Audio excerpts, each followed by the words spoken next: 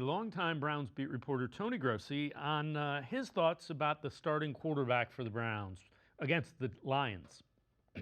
So you think Flacco will start against the Lions? Yes.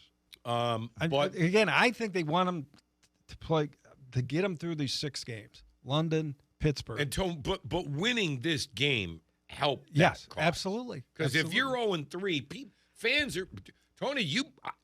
The tweet that got the most run for me yesterday was, "Are you ready? It's Dillon Gabriel time, anybody?" or something like that. Yeah, and because of the offensive line too.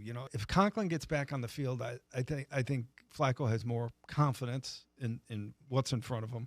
But Gabriel can get away from those situations. Totally under pressure, and the coaches know that. So it's not that they don't think Gabriel's ready; they think he's ready. But they think Flacco deserves a few more starts yet, but he needed to win. With that, let's welcome in Spencer German from 92.3 The Fan, Cleveland Browns on SI, Locked On Browns podcast. So, Spencer, I know you've addressed this Locked On Browns podcast. Can a QB change fix the Browns?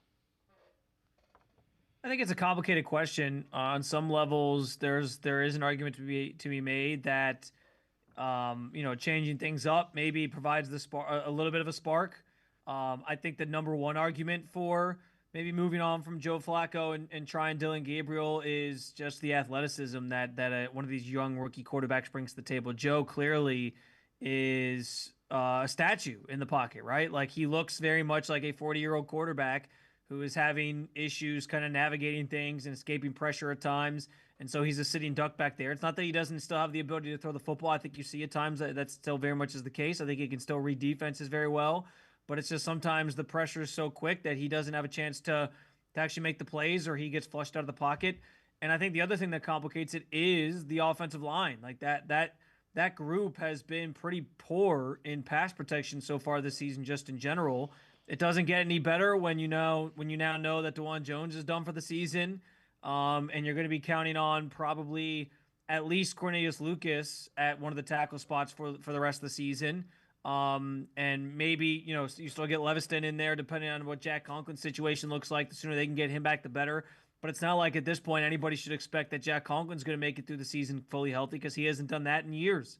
So there's a lot of sort of layers to it.